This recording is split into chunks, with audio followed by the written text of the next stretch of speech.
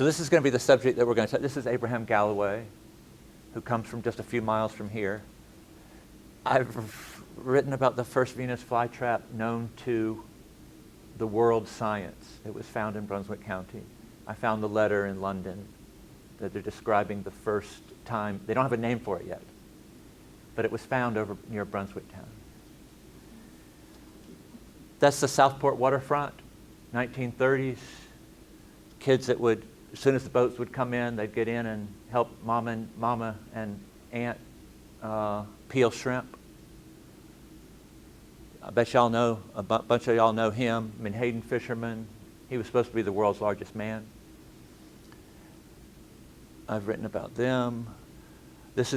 I've written a lot about the shrimp industry in Southport, particularly in the 1910s, 20s, 30s, 40s. This is the inside of one of the shrimp factories. That's Mr. Eugene Gore. Any of you of a certain age would recognize him. He was the captain of a Menhaden boat, and I did a story on him maybe 20 or 25 years ago. He passed some time back. If you're of a certain age, you might. That's not a very good picture. I think her name. You said it, Layla Piggott. Leela Piggott. And the story I focused on her was was Hurricane Hazel, when the water was up to here in her house, and it really wiped out the shrimp industry. I like this picture partly because it connects our two worlds. This is a shrimp boat in just off of Southport, probably along the Brunswick coast, just like they do now. But I like it because you can tell from the stern of the boat that it's from my county. Y'all don't have shrimp boats like that, and because it wasn't made for shrimping. Y'all made shrimp boats for shrimping. These were draggers. 50 or 60 of these boats would from my county, from Carteret, from Beaufort, Morehead City, and the area we call down east, would come dock at the Southport docks and have 2 or 3 very, let's say, fun-filled. They're away from home. And if you go to your cemetery, you'll see their names. I mean, I'm not sure at all. I didn't mean to imply that it was happening because of their activities, but maybe it was. But I'm just saying they'd meet local women, and they'd go back and forth. This is a crowd from Varnamtown. I wish I knew his name, the handsome one. I'm not saying the other one's not handsome. Marlon Brando. But you can tell it's hard times. This is actually on Bald Head Island. You can tell they did not, you can't hardly see it on the picture. It doesn't really show up at this big size. But, I mean, this was the Depression era.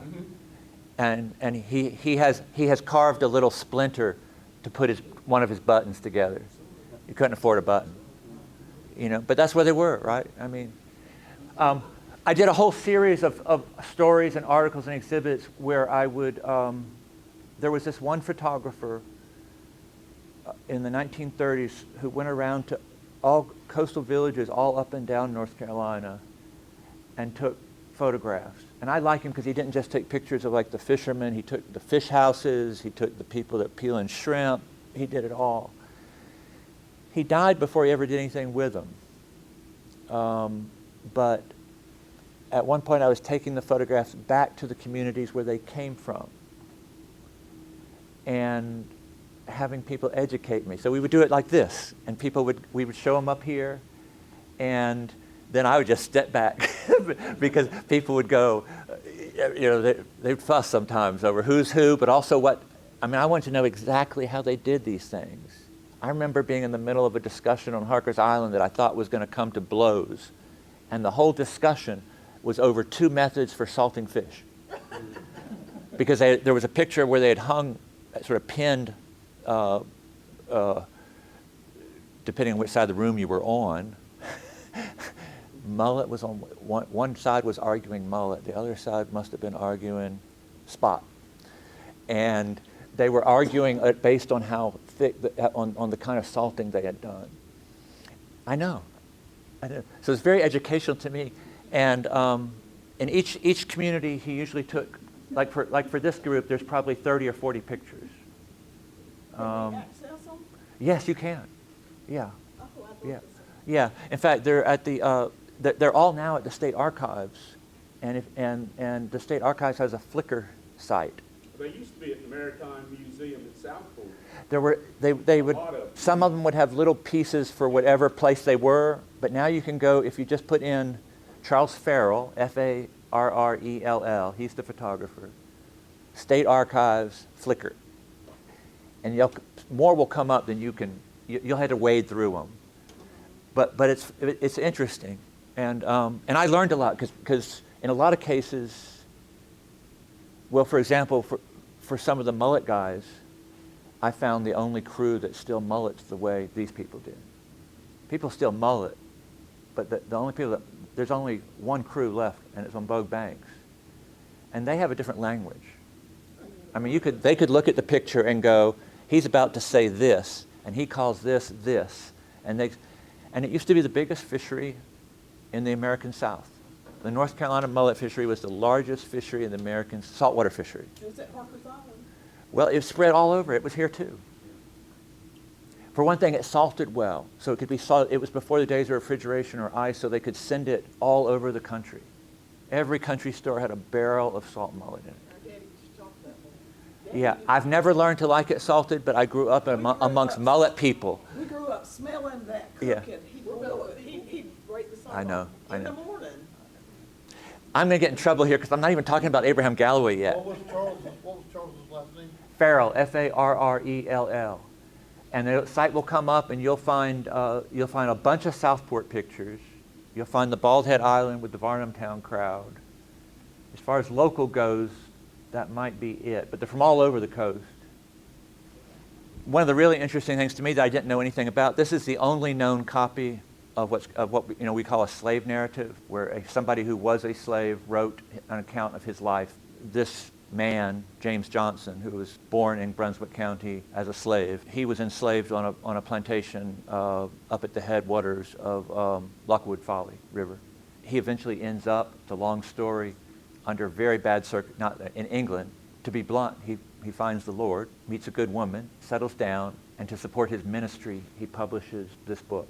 There's only one known copy in existence, but a librarian in England sent me a copy they were trying to find out, is all this stuff about North Carolina true? And you would have all known it was true. I mean, it was obvious stuff, but it was, if you're in England, they didn't know. Is there really a Lockwood Folly River? Things like that, And today I'm excited to share with you the story told in my last book, The Fire of Freedom, Abraham Galloway and the Slave Civil War. Galloway was a fiery young slave rebel, a radical abolitionist, an anti-slavery guy, and a Union spy who rose out of bondage to become one of the most important and stirring black leaders in Civil War America. He was born into slavery just a few miles from here in Smithville, though his mother's people came from the Galloway Road area. Marion took me to the Galloway Hankins Cemetery. That was his father's people and mother's. He was born in 1837, but he escaped to Canada when he was only 20 years old. He hid on a ship out of Wilmington. Not long after that, he came back south as a Union spy. And today I think we would say spy master. He was coordinating a network of enslaved people who were spies. He infiltrated deep behind the enemy lines, spying against the Confederacy and organizing slave resistance to the Confederacy, all the way from North Carolina to the Mississippi River. Later in the war, he became a cherished leader of the South's freed people, the former slaves. He played the central role in organizing some of the first Union regiments of ex-slaves to fight in the war. That was in New Bern. And he led his people toward an independent political course, always committed to destroying the Confederacy but always wary of the Union. When you read about Galloway's life, you feel like he's fighting both constantly. He seemed to be everywhere. One moment he was working with John Brown's crowd in Haiti. The next he was, quote unquote, inciting insurrection in Virginia slave communities. The next he was 1,000 miles behind enemy line in North Mississippi. The next he was rescuing his mother from slavery in Wilmington. My mother's been dead 10 years. I'm still a mother's boy.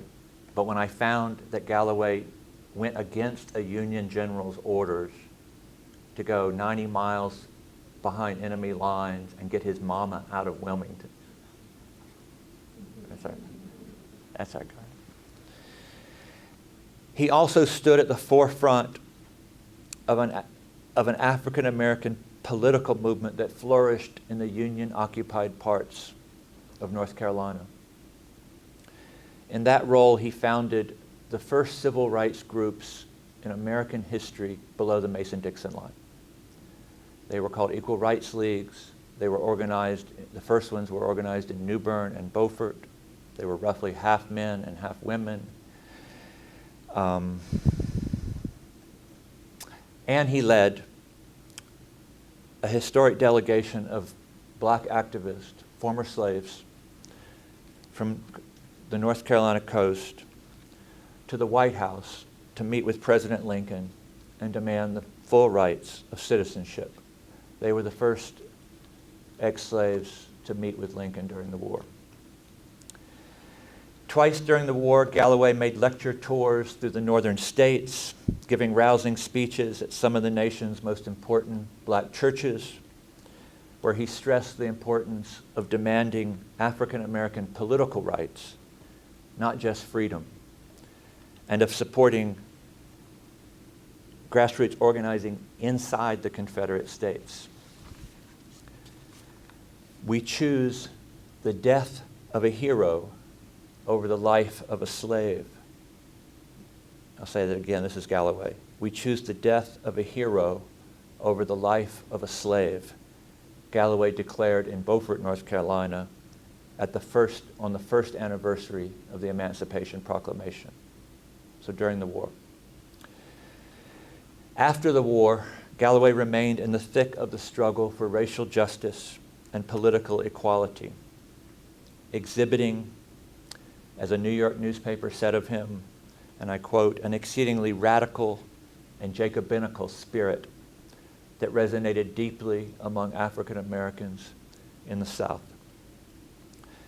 In 1865, just weeks after the Confederacy surrender, Galloway convened the first convention of former slaves in the South in New Bern, North Carolina, and then followed that by convening a second convention in Raleigh. He played a leading role in the state's constitutional convention in 1868, and he led a black militia that fought the Ku Klux Klan in the streets of Wilmington in 1868 and 1869. In 1868, he was elected to the state Senate. He was the first African American to serve in the North Carolina General Assembly.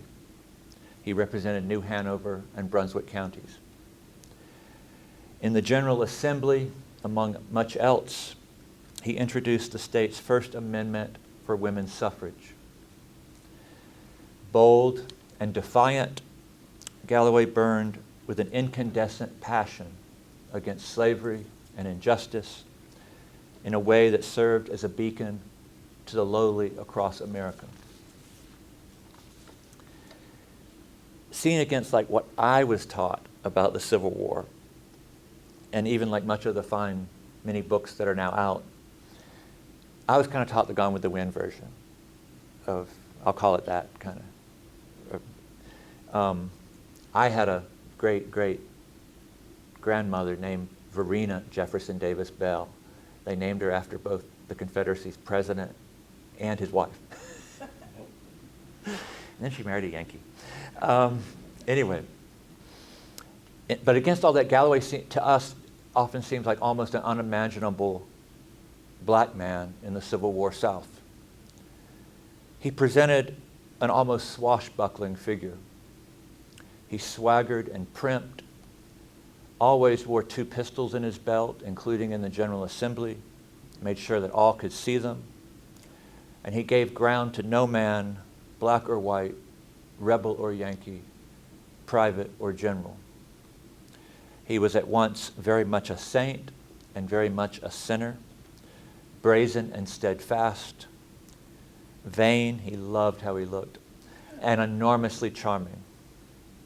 He was renowned, as one newspaper said of him, for laughing loud and often, but he was also notorious for a severe sense of honor and a hair-trigger quickness in defending it, traits that endeared him to former slaves for whom honor had always been a white man's prerogative. The son of a slave woman, a Hankins, and a white ship's pilot who later became a blockade runner on the Cape Fear River and was the head of the Confederate Coast Guard unit in Brunswick County, John Wesley Galloway, who also had a thin skin. He boasted of his mixed-race heritage, fully embracing both his blackness and his whiteness, and while serving in the state senate, challenged legislators who made racist remarks to duels in the streets. My daughter says that Galloway was a drama queen. I think she was calling me that too at the same time. Galloway once stood on the ceiling of the roof of the General Assembly in Raleigh before a big crowd and said if he could, he'd cut his wrist and let all the white blood out. But in practice, he was always building black and white political alliances. He said he was the working man's representative. And he always said that his father, he and his father were always close. His father was not his owner, was not the man who claimed him as property. And his father did what he could, he said, to protect him. And I have a feeling that Abraham Galloway, as a young man, probably needed a lot of protection. He was not,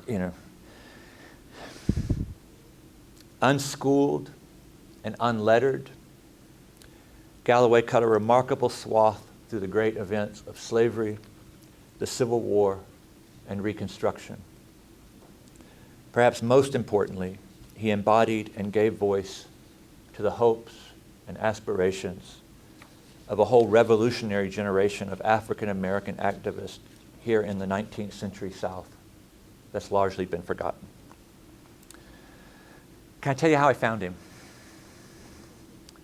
I know there have to be like history nut type people here. Historical Society. The things that often catch my eye are the things when I read something, whether it's in a diary or some elderly person tells me or whatever else, that just makes no sense based on what I was told or taught. Not in the books, not in like movies, or not what my teachers told me. And sometimes it's just a matter of my not knowing. I mean, like I should know, and I go look it up, and okay, I didn't know that. Other times you go, well, how do I have to reimagine history in a way for this, whatever it is, to make sense? It can be small things. Somebody was trying to explain the other day to me why shrimp boats go through the straits between Harker's Island and Marshallburg on a certain route, and it went back 3 centuries or something. And okay, that's a small thing, but good to know. Galloway, I kept running across stories that I almost couldn't believe, like while doing research on other things, and I'd never heard of him.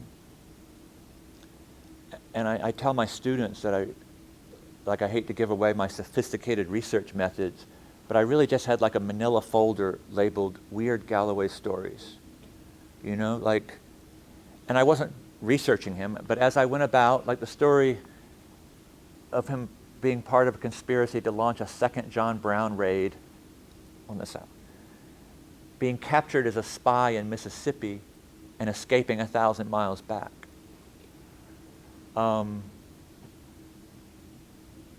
Knocking out bridges behind Confederate lines. That he got into their heads. A bridge would blow up here, something would burn down over here, and they would say Galloway was here in both places and they were 200 miles apart, which obviously wasn't true, but he had gotten in their heads. He had a whole network, and there were things around him that I didn't, like amongst like his crowd.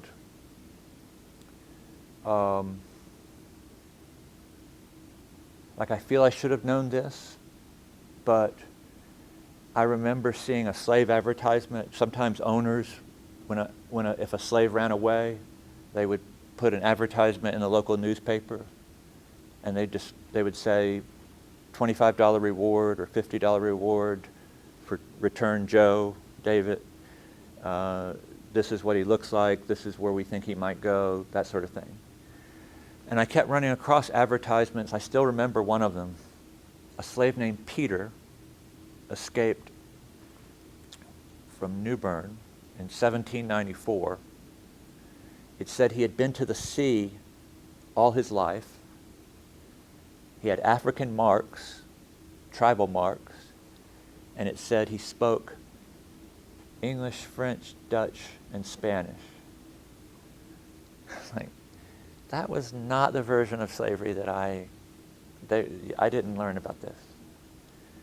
But it made sense. I found a whole world of maritime slaves, and that's of who were sophisticated,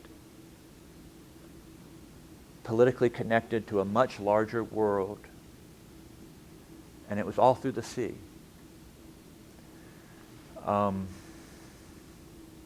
It was also the basis of the Underground Railroad here and other places like this. There was, once in a blue moon, you might have seen somebody escape 10 miles, 10 miles, 10 miles. I sort of learned that version of the Underground Railroad in the back of a hay wagon. Think how many times things have to go right all the way up to the Mason-Dixon line. You get on a river with a black riverman. He gets you out into the Wilmington seaport, where you disappear into that black maritime world, where the majority of people working on the water and on the docks are slaves. And sometimes whites helping. Anyway, so what I want to do now is read a little story from the book that's one of my weird Galloway stories. So it was like one of those things that when I found it, I was like, who is this guy? Okay. And I'm just going to call this little section In Mary Ann Starkey's Attic. In the third year of the Civil War, a New England abolitionist, anti-slavery guy, white guy, named Edward Kinsley, walked the streets of New Bern, North Carolina. New Bern was usually a town of about 5,000 inhabitants, but at that moment it overflowed with thousands of fugitive slaves who had escaped from the Confederacy. And most of y'all, I'm sure, know this, but I brought a sophisticated audiovisual. If this is the North Carolina coast, Hatteras, Brunswick County down here, my farm here, Durham over here, you know that very early in the... Don't give me that look. Now you've undermined my confidence. You think I should put more time into this? I have lost my train now. Well, very early in the war, in one of the very first military operations of the Civil War, the Union captures a big chunk, a slice of the North Carolina coast. They don't capture Wilmington, they don't capture Brunswick County, but from everything above Swansboro up. So they captured New Bern, Little Washington, Plymouth, Edenton, Elizabeth City, the Outer Banks. It's just a tiny little slice of the coast. But they hold it then for 4 years. And the rest of the state over here stays in the Confederacy. But before the Union ships even land on the North Carolina coast, slaves from all over here are escaping and heading this way. And they come by the hundreds and the thousands and then tens of thousands. And they're headed to that slice of the coast where the Union does have that little foothold. And that's kind of Galloway's world. One of those places is New Bern, and that's where this is set.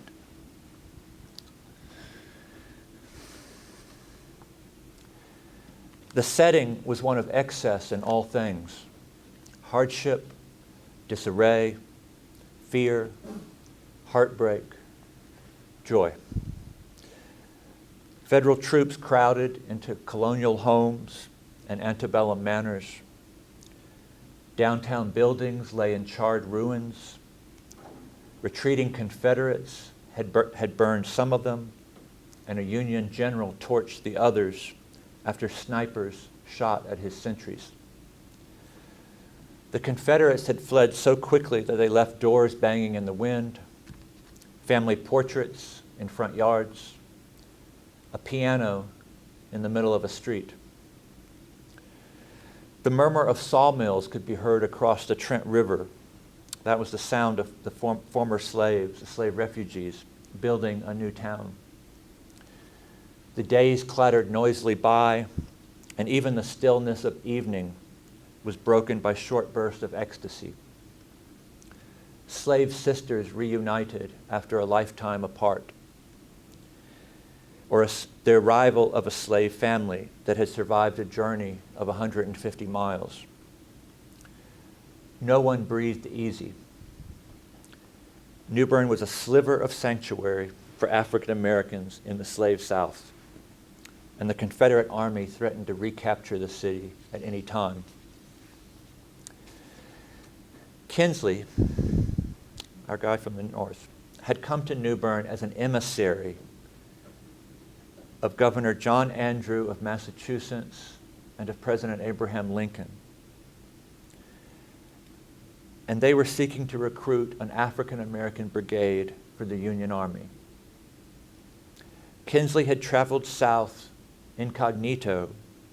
He was listed on the rolls of a Union steamship as the personal servant to the brigade's commanding officer, Brigadier General Edward Augustus Wilde. His real mission, however, was to determine if the slaves of the South were willing and ready to fight for their own liberty. In his coat pocket, Kinsley carried travel papers handwritten by President Lincoln. Kinsley's mission had not gone as he anticipated, however. He had expected the former slaves to throng to the Army's ranks. Instead, they avoided him nearly to a man. This is a quote from Kinsley. "Something was wrong, and it did not take me long to find out the trouble. All pointed him to one individual, the man whom the slave refugees considered their leader." This is a quote from Kinsley. "Among the blacks was a man of more than ordinary ability named Abraham Galloway." Just as a little reminder here, Galloway at this point is 26 years old. Eventually, Galloway consented to see Kinsley at the home of a local black leader named Mary Ann Kinsley. She had been a slave until the Union captured New Bern. She ran an inn during the war. She had watched Kinsley closely since his arrival in Boston, and she had finally taken him aside one evening and told him, as Kinsley later wrote, "I want to see you." The next morning, she instructed him to come to her home at midnight. She did not mention Galloway by name, but she was expecting, she said, and I quote, "a couple friends from the rebel lines." Galloway and his crowd were spying, going across enemy lines into the Confederacy and then coming back into New Bern. When Kinsley arrived that night at midnight, Starkey greeted him and led him into an attic room. Downstairs, a rugged, older ex-slave named Isaac Felton slipped into Starkey's house through the kitchen door. Starkey called him Uncle Isaac. A younger black man, John Randolph Jr., followed him through the kitchen door. He too had been a local slave before the war. A few minutes later, the kitchen door opened and closed a third time. Upstairs, beneath that slant of the cottage's eaves, Kinsley could see, as he later said, and I quote, by the dim light of the candle that the room was nearly filled with blacks, and right in front of him stood Abraham Galloway and another huge Negro, both armed with revolvers. Galloway looked at him from behind a plain wooden table with only the candle and a Bible on it. Galloway was tall, had a broad, round face, high cheekbones, and what one observer later called flashing brown eyes. He had no formal schooling and could not read or write well, if at all, but Kinsley recognized immediately that he had come face to face, as he told President Lincoln, and I quote, with a very shrewd, smart, accomplished man. That night, the convocation of liberated slaves did not mince words. If the Union intended to make the war a crusade for black freedom, Kinsley would discover no shortage of black recruits in New Bern. With what I took as a seemingly reckless strain of bravado in their voices, they promised that they could deliver an entire regiment to Brigadier General Wild in only a few days if Kinsley could convince them that they would be fighting for the end of slavery. But if the Federal Army planned to use black men like chattel and wage a war merely for the preservation of the Union, that was another story. They bluntly listed their demands. Equal pay, provisions for black soldiers' families, schooling for soldiers' children, employment for their wives and mothers that would contribute to the effort to bring down the Confederacy, care for their elderly and feeble, and assurances that the Union would force the Confederacy to treat captured black POWs as captured blacks as POWs and not re-enslave them or execute them as traitors. The negotiations between the black leaders and Kinsley lasted late into the night. Finally, not long before sunrise, they reached an understanding of what it would take to raise African-American regiments in New Bern. Kinsley later described the next few moments as the most frightening of his life. While Felton and Randolph held revolvers to his head, Galloway compelled him to swear a personal oath that the Federal Army would meet their conditions. After Kinsley did so, at 5 o'clock in the morning, the former slaves released him into the pre-dawn air. Galloway disappeared again across Confederate lines. 4 days later, a little after midnight, Union soldiers began to see torchlight approaching them beyond Fort Totten on the western side of New Bern. Gradually, they made out grand columns of black men, women, and children marching toward them out of the darkness. The procession stretched far into the night. Galloway, Felton, and Randolph headed the line of march. Union pickets parted, and the slaves crossed into freedom, congregated around the fort, and then filed into New Bern.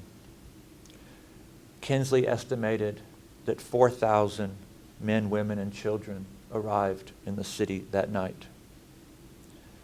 This is a quote from him. The next day, the word went forth, and the blacks came to the recruiting station by the hundreds and a brigade was soon formed. The more than 5,000 African Americans eventually recruited in and around New Bern, nearly all of them former slaves, became the core of the 35th, 36th, and 37th Regiments, United States Colored Troops, known originally as the African Brigade.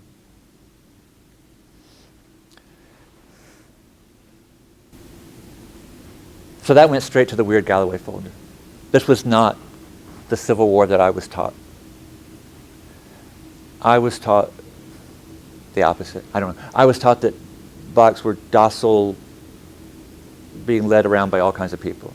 By northern blacks, there's no northern blacks anywhere in the story. By whites, nah. That they were unorganized. You don't bring 4,000 people across lines in 3 days if people aren't already organized while they're slaves. The central role of African American women, like Mary Ann Starkey, who was also spying for the Confederacy. Robert E. Lee's cook was spying for the Confederacy. She was an African American woman. She pretended to be an illiterate mammy type. She was completely literate. She was sending messages out every week.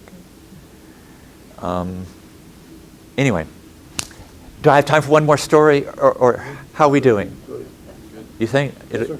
Okay, and then I'll wrap it up. The book is full of Galloway doing, the Galloway story is full of him doing exciting things. This is not one of those, really. I just like this story.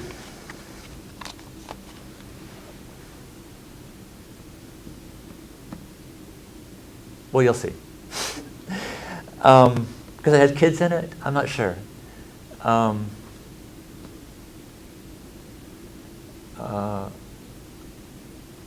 But I'll set the scene. We're back in New Bern.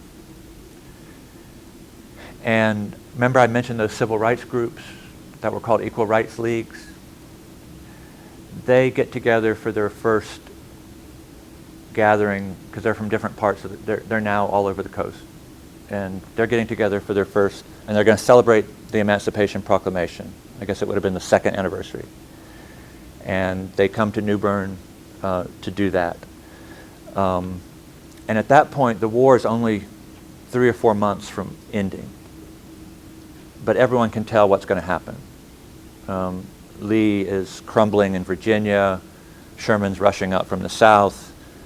They feel they've won. And in fact, they feel they've changed the Union.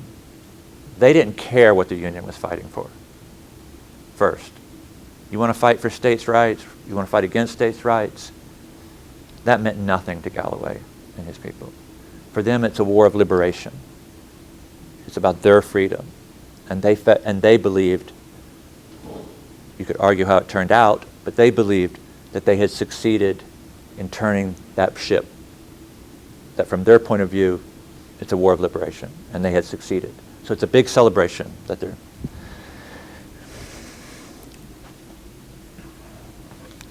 And by this point, like when Galloway's in the north, raising money for the folks down here and for the cause,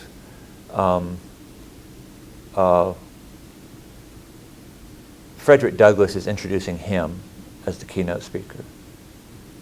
And of course that happens in every war. You know, like the people who are actually in the war, on the front lines, are the ones who get that added prestige, you know. And so Frederick Douglass had been the most important African-American leader in America at that point. And he would be again. But for that brief moment, he's the one people like him are introducing. So we'll just call this one Emancipation Day. A little after noon on New Year's Eve, a thunderstorm moved down the Neuse River and settled over New Bern. By dusk, a cold rain fell in torrents. The weather did not dampen the spirits of the celebrants arriving in town, however. The editor of the newspaper in Beaufort, North Carolina, noted, and I quote, "As the anniversary of the Emancipation Proclamation of President Lincoln, the day has, to them at least, assumed the sanctity of the 4th of July. And Mr. Lincoln is revered in their hearts as their Washington." hundreds of the former slaves arrived in the city. 300 black passengers alone got off from the Morehead City train that evening. They included the bulk of the black activists in the Abraham Galloway Equal Rights League. That was the name of one that they had chosen. And approximately 80 black Navy sailors whose ships lay at anchor in Beaufort Harbor. The rain lifted by morning, and the celebrants woke to a hard frost and a clear, cold day. Following church, they attended mass political meetings late into the evening. The next morning, January 2nd, the weather suddenly turned warm and sunny, and the participants in the Emancipation Day activities rose early and gathered, each group in their designated meeting place. One of the Equal Rights League's chapters, and I don't know which one it was, the records don't tell us, prepared for the celebration that morning at Andrew Chapel, which is now St. Peter AME Zion Church. It was the first AME Zion Church in the South. During weekdays, the church hosted one of the schools for the former slave children, the children of the former slaves. For the Emancipation Day festivities, Miss Ann Kennedy and her students made their banners and regalia in the church's upstairs galleries, while the Equal Rights League members occupied the main floor. Kennedy had never attended a local black political meeting and was riveted by the proceedings below her. The church, Miss Kennedy later wrote, and I quote, was crowded with old men and matrons, young men and maidens. The presence of so many black women impressed her deeply. She noted that they had prepared banners for the parade, stored them by the pulpit, and also laid out red, white, and blue rosettes that would be worn by every member of the Equal Rights League. The chapter's president, if it was the John Brown Equal Rights League, the president was Galloway, called the gathering to order. Those attending began the morning by singing one of the most moving gospel hymns in the Christian canon, Am I a Soldier of the Cross? It's a very old-fashioned hymn. I don't hear it sung in black or white churches much these days. It's an old Isaac Watts, like Methodist standard. But if you don't know it, I'm here imagining these people. You do? No way. You don't want me to sing it. Sometimes I do. I have done this with a choir, though, and they'll do it. I'll come back. Well, here they are. They've just come through all this. They've just come through 2 centuries or more of slavery. They've just, a third of the people in New Bern died during the yellow fever epidemic a year earlier. They've come through war. And the song they're choosing to sing as they go toward the parade ground is Am I a Soldier of the Cross? And it basically says, pardon me for being informal, but God, bring it on. Give us the chance. Don't let us rest on our laurels.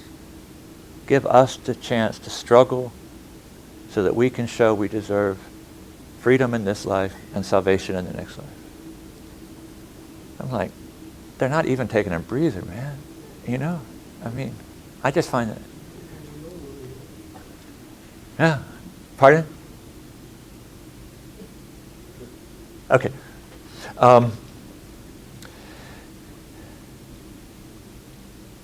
That local chapter of the Equal Rights League soon filed out of Andrew Chapel and joined the crowds bound for an old field near Fort Totten, known as the 25th Campground.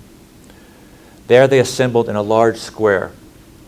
Black soldiers from Union Army regiments and the blue-clad sailors from Union naval vessels made up the east side of the square.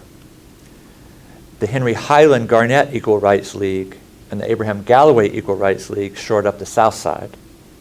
The Abraham Lincoln Equal Rights League and the John Brown League stood together and formed the west side of the square. The Bishop Clinton Equal Rights League arrayed itself on the north side. He was a prominent AME Zion minister. Within that square, they symbolically protected the next generation. The ranks of soldiers, sailors, and Equal Rights League's activists enveloped the student bodies from 8 black schools in New Bern that had operated there during the war, and the surrounding refugee camps. The young scholars stood facing the soldiers and sailors, the students from the Palmer School in front, and the other 7 schools lined up behind them. An estimated 4,000 spectators watched the proceedings.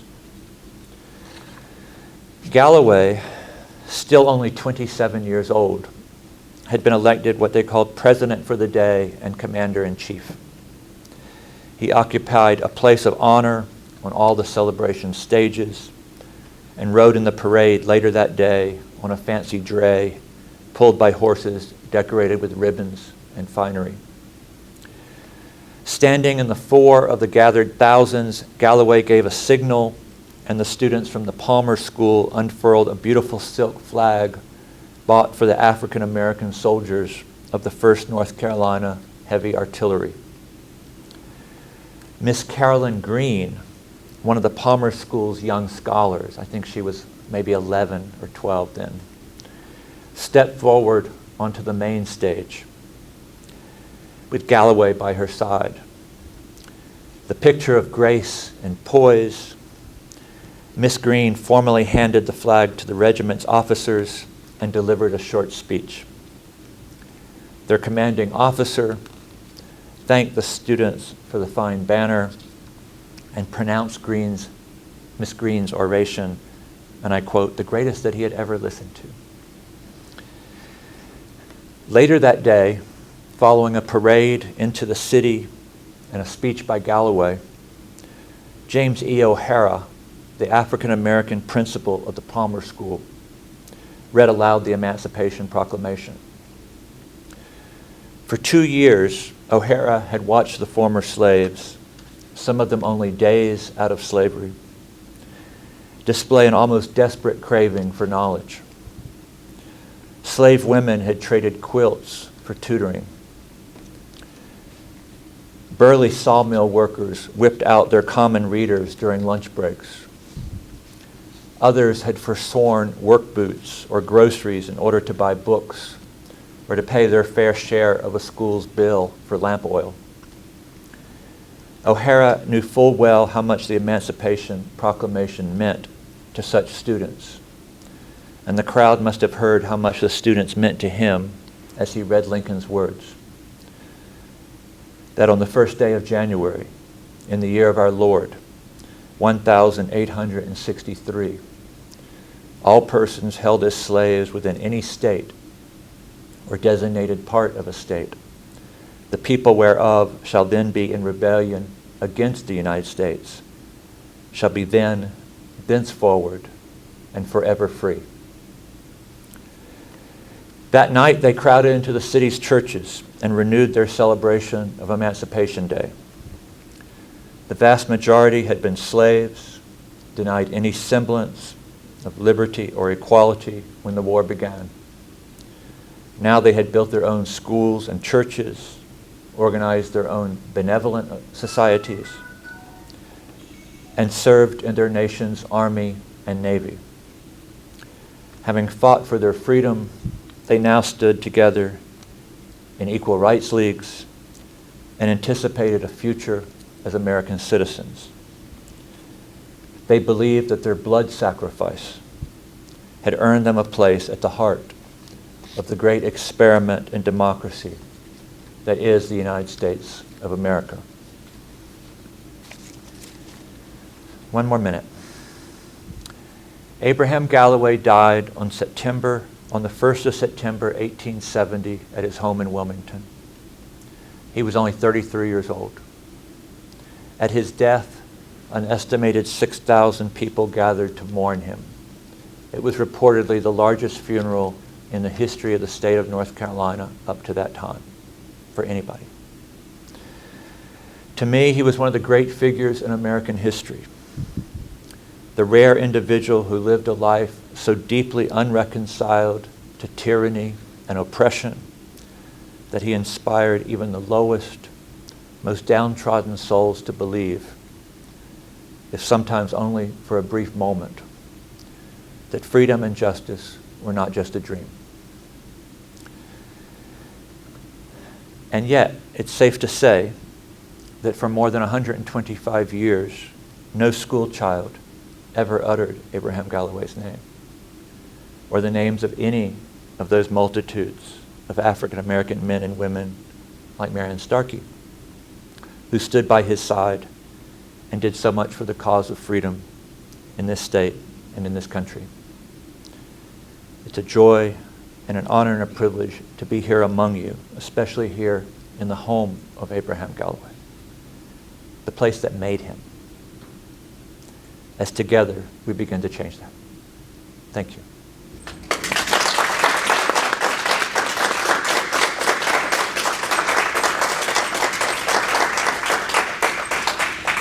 Thank you for putting up with me going on so long.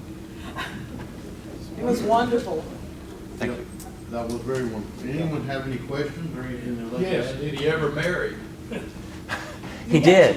He married a young woman who had also been a slave in where I come from, in Beaufort, North Carolina, just after Christmas in 1863. And they had 2 sons before he died.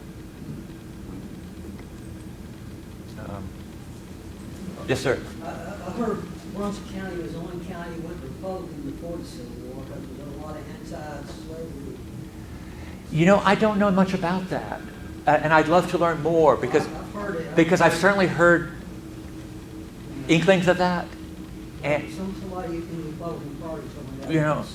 That it actually went Republican Yeah. in the election before the war. yeah, But I also heard the Underground Railroad went to Brunswick County, Newman too, before too. I don't know anything to that or not. my sense is that wherever the water was, One way from there, one way. wherever the water was, the Underground Railroad went.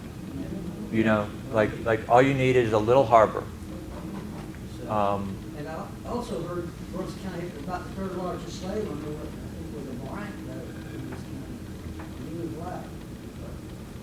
But I haven't heard that, but as you know, Brunswick County was a big, large majority African American enslaved population.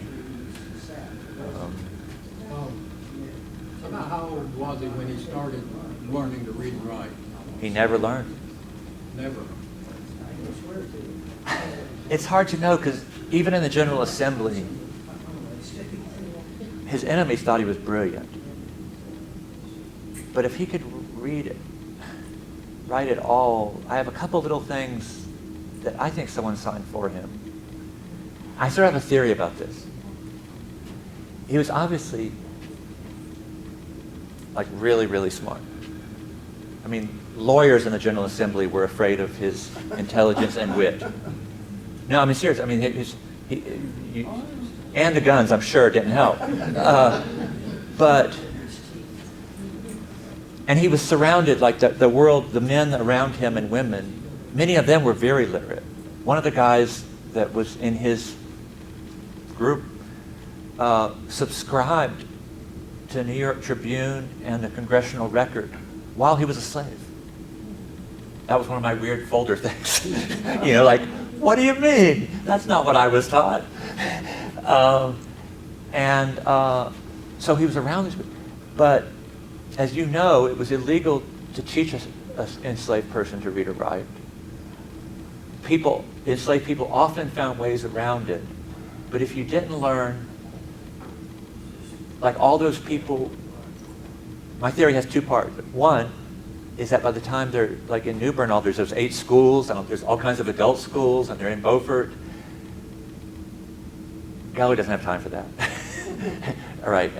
But secondly, I'm trying to put this in a good light. He's a prideful man. And the idea of Abraham Galloway sitting in a row of desks like he's a child when he's 18 or 19 years old going to night school, I find problems. It's just a theory, but I have problems imagining it. This is a man who punched out, not pistol whipped, 2 Union officers. Yeah, because they insulted a friend of his in the streets of Plymouth, North Carolina. And somehow I have problems imagining him doing that, you know? But I don't really know. You know, it was illegal to teach him to read or write. Others learned. Well, one other question. You made a statement that his father tried to protect him. All we really know is that Galloway's father said that, and so did Galloway. We don't know what he was being protected from. But you have to use your imagination there, I think. Is that you have a young man. I mean, one of the things that I came to appreciate about Galloway and his crowd, I did a lot of work on how the Union picked him to be this spy person. And he came from the highest ranks. It didn't come from below. It's like upper Union generals picked him.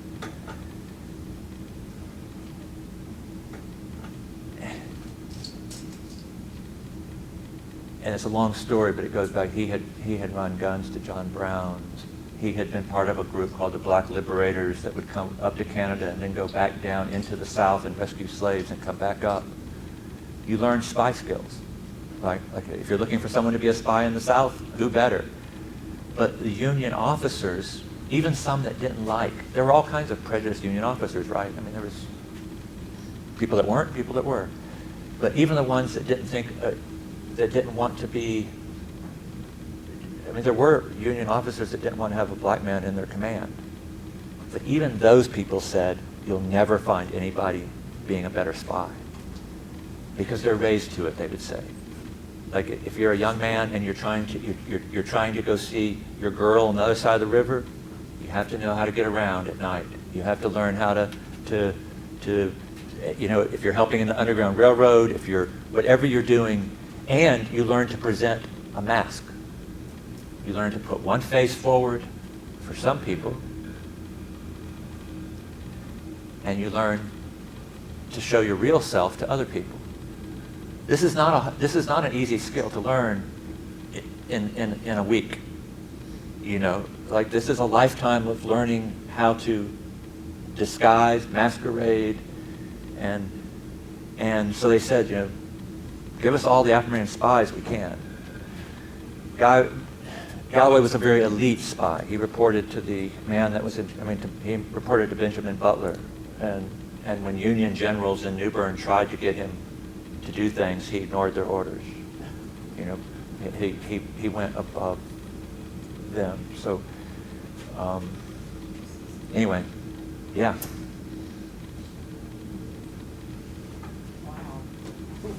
He's good, huh? And he's local boy here. He's a Local man. I mean, he's Did he yeah. come back and live here?